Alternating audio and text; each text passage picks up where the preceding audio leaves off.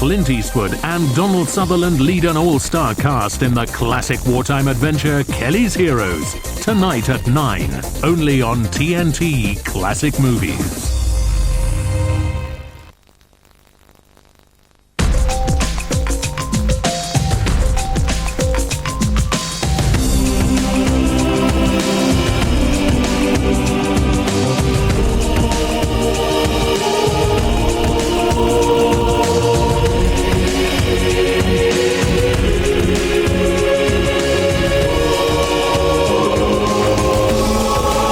Season's greetings from TNT Classic Movies. TNT stages 48 hours of the greatest musicals ever to reach the big screen. Kelly and Sinatra take shore leave Hollywood style in Anchors Away. And Gene Kelly dances the most famous routine in movie history in Singin' in the Rain. Then Louis Jourdan falls for the girl that can make the whole world smile, Gigi. A fantastic triple bill, just part of Tappy Christmas. Saturday from 9 on TNT Classic Movies. TNT stages 48 hours of the greatest musicals to reach the big screen. Old Man River just keeps the showboat rolling along. 3 lovesick sailors paint New York red in On the Town. And Leslie Caron runs away to join the carnival in Lily. A fantastic triple bill, just part of Taffy Christmas. Sunday from 9 on TNT Classic Movies. From the dawn of man. Something's going to happen. To beyond the infinite. Something wonderful.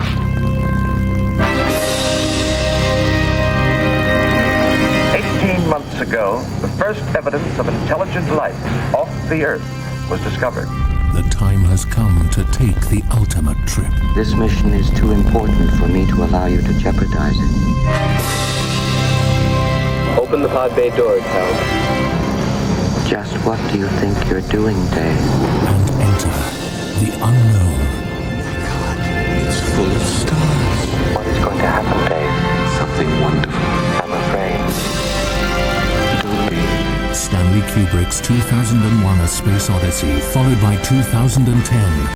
The ultimate night of the year, the ultimate science fiction double bill. New Year's Eve from 9 on TNT Classic Movies. Of all the senses, the sense of sight, the sense of hearing, the sense of smell, the sense of taste, the sense of touch. Of all the senses, the most important may be the sense of style without the clinch on CNN International.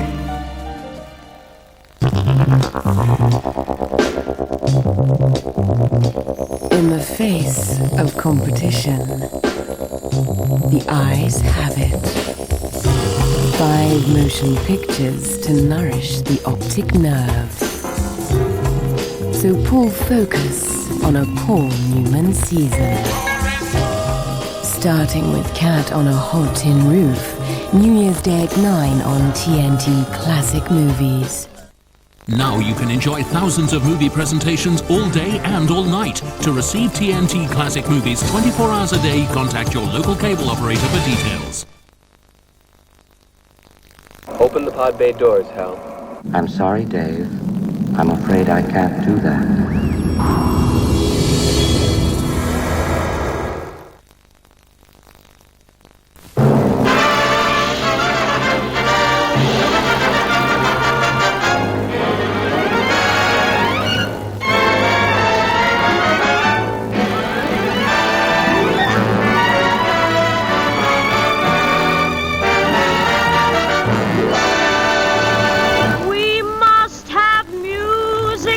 Rich man, poor man, beggar man, thief must have music.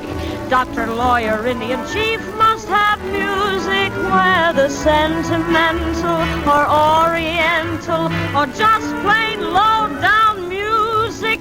Big man, small man, middle man, king must have music. Everybody, everything. Butcher, baker, the candlestick maker must have a song to sing. How right you are, Judy. We must have music. And Judy, we must have movies, too. The more we have of both, the happier we will be. For music and movies are your best entertainment. Let's go back a few years, 30 to be exact, to see how music and motion pictures first got together. When piano player, violinist, and drummer beat it out in a hurry tempo to the early melodramas.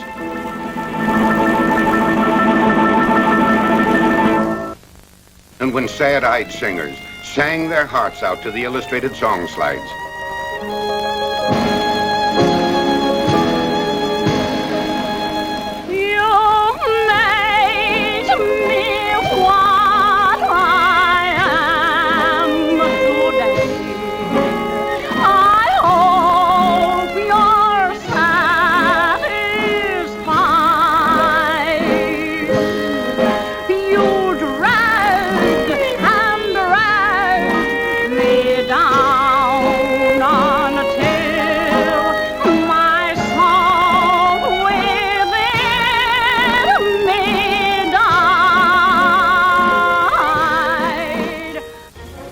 Through the years, the success of motion pictures grew and grew, but it was not until the late 1920s that the miracle of sound welded music and the movies into one vibrant living thing to bring to you the first important music. That picture was the first Broadway melody. Broadway, your trouble's there.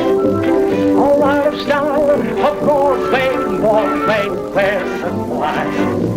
A million lights, they flicker there. A million hearts beat quicker there. No skies are gray on the great wide way. That's the Broadway melody. A year later came the second big musical, the Hollywood Review, and music and movies were on their way.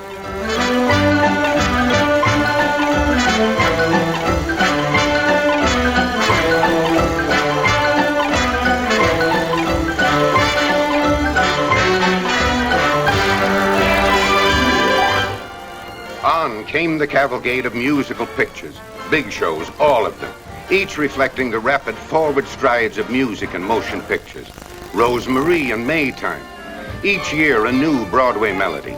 The Great Ziegfeld, Babes in Arms, and Strike Up the Band. All of them from one of the greatest musical treasure houses in the world today, the Music Library of Metro-Goldwyn-Mayer.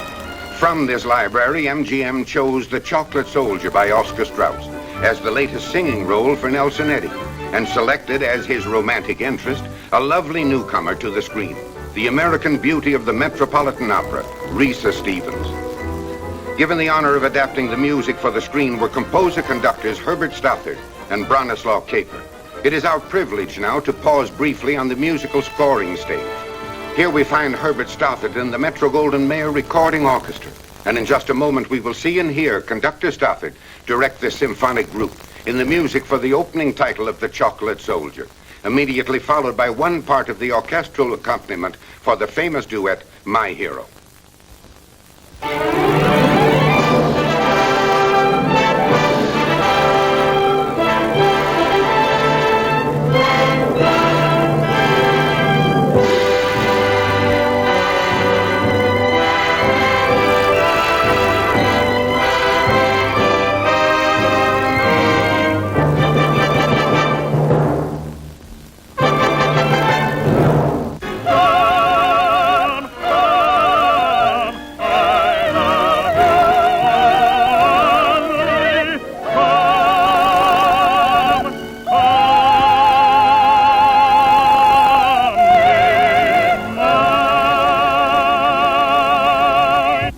No matter how successful a Broadway musical, the same show is always headed for an even greater ovation on the screen.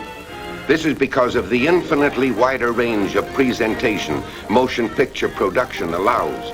As an example, you see here the spectacular battleship set for the film presentation of the Broadway musical comedy, Panama Hattie, starring Ann Sothern and Red Skelton.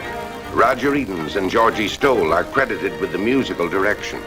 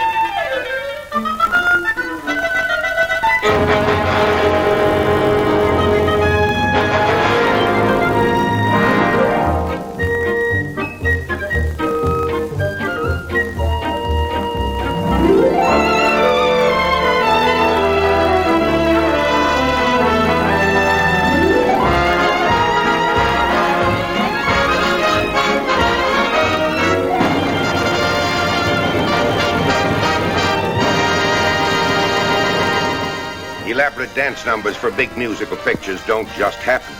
They are filmed only after weeks of rehearsal before actual musical recordings are started. Here's another first glimpse for you, your personal studio visit to MGM's rehearsal hall to watch director Busby Berkeley rehearse the amazing youngsters of the screen for the hoedown number of Babes on Broadway, starring Mickey Rooney and Judy Garland. From this rehearsal, we will fade into a part of the finished number, as arranged musically by composer Roger Eden and musical director Georgie Stoll.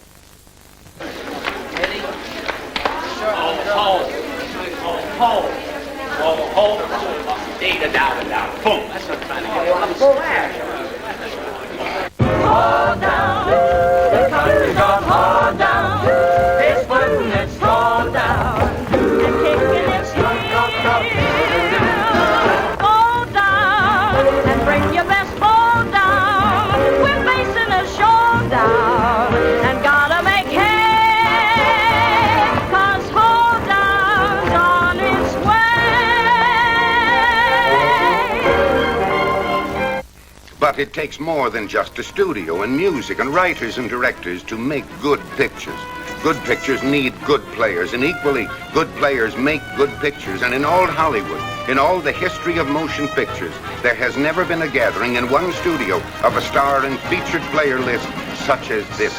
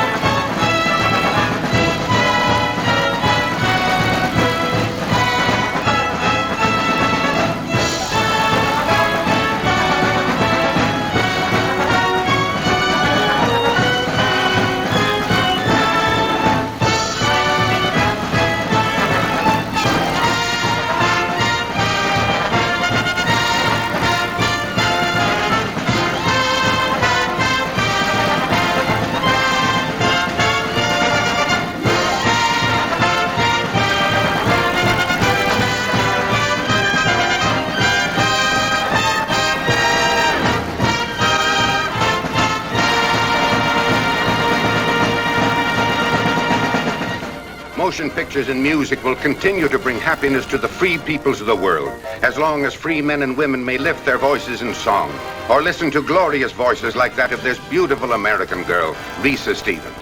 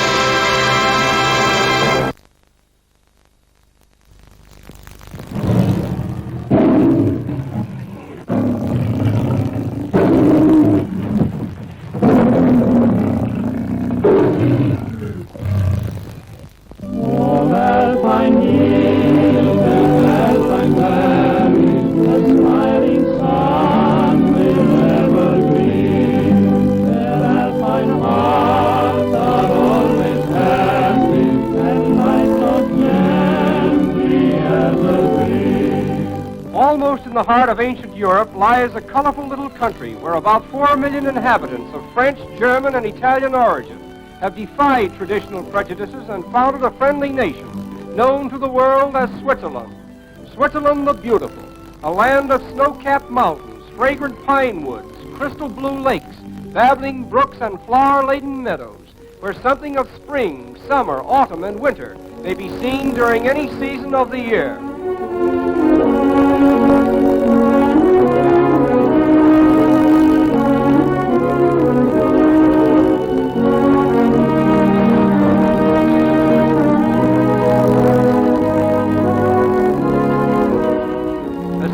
this scenic beauty, the Swiss Alps have played a most important part in the history of Switzerland, for the invading armies of the old Roman Empire were stopped at the foothills of the Alps, never realizing that beyond the formidable alpine peaks were fertile plateaus and flower-strewn meadows, where man and nature could live in perfect harmony. And thus it was that the Swiss Alps protected the native people of Switzerland until they established a republic which remains today as the oldest existing republic in the world. In May and June, the flowery pageant is at its best, for every hill and valley is covered with an assortment of vividly colored wildflowers, a rustic symphony of fertility and freshness. An interesting feature of alpine plant life is the tremendous size of the flower in proportion to the plant itself. The energy in the roots is devoted first to the flower, which is in full bloom long before the leaves of the plant are developed, and this accounts for the vivid colors so characteristic of alpine wildflowers.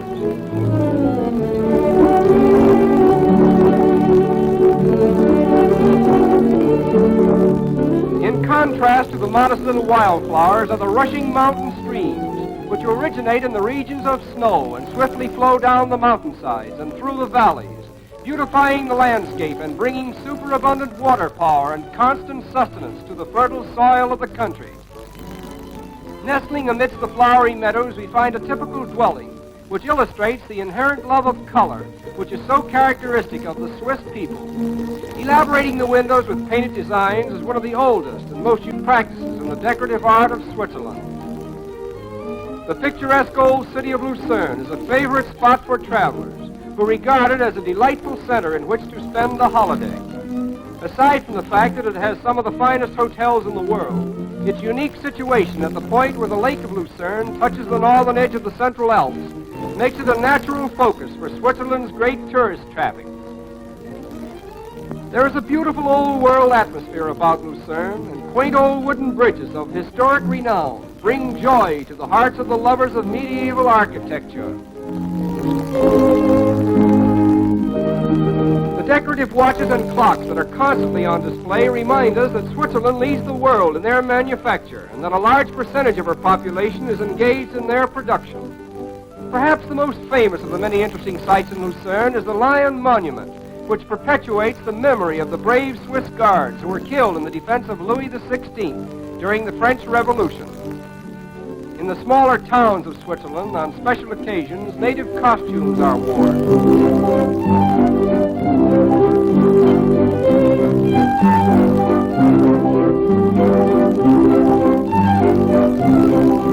The people of Switzerland are of German, French, and Italian lineage, about 70% of them speaking German and the remainder speaking French and Italian.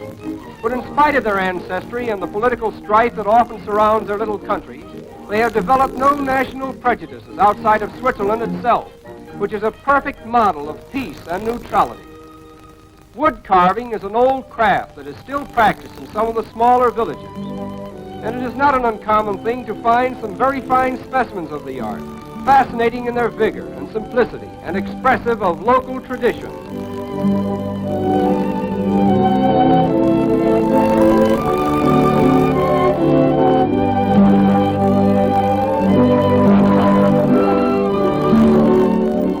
Upon arriving at the famous resort of Interlaken, we behold the glorious summit of the Jungfrau, which is approached by a railway whose terminus lies in the very midst of the most magnificent of alpine scenery. Great peaks soar sublimely over all, timeless as eternity itself. From the Jungfrau Joch are to be obtained the wonderful views of the surrounding country, which before the advent of the railway was the jealously guarded preserve of the alpine climber. The fact that it is on the border of one of the most important snow and glacier regions in the Alps has caused Interlaken to become one of the most popular resorts in Switzerland. The grazing land on the Swiss mountainsides is the property of the community, and every villager has the right of pasturage. Down in the valley during the great grazing season, the herds are assembled early in the morning and driven to the communal pastures. After sunset, they are returned and claimed by their respective owners. Switzerland contains a relatively high proportion of happy and prosperous citizens. Freedom and equality are widespread, and about 9 out of every 10 families own the soil they cultivate. Consequently, there are no great extremes of poverty or wealth, in this independent little republic. The largest and most cosmopolitan city in Switzerland is Geneva, headquarters of the League of Nations and a recognized center for international conferences. Situated on the banks of the River Rhone at the western extremity of the beautiful Lake of Geneva, it has been highly praised by poets and will remain in the memory of every visitor as a city of great charm and unique position. Geneva is a city where the best that is in man harmonizes with the best that is in nature. It has long carried on a crusade against all that is old within its boundaries. But for the past 100 years or more, its history has been international rather than local. Perhaps humanity's greatest debt to Geneva lies in the fact that it was in this fair city that the world-famous Red Cross Society was founded, and its first international meeting was held in this building over 70 years ago. In deference to Switzerland, the colors of the Swiss flag, showing a white cross on a red field, were reversed to form the flag of the Red Cross Society, a society that now has over 20 million members throughout the world, devoted to unprejudiced acts of mercy in behalf of humanity. It is fitting that the city which houses the parent society of the Red Cross should also be the one to open its gates and welcome to the League of Nations, thereby establishing headquarters in Geneva for two of the most uplifting forces ever inaugurated in the cause of civilization. And it is with this thought that we say, farewell to Switzerland, the beautiful.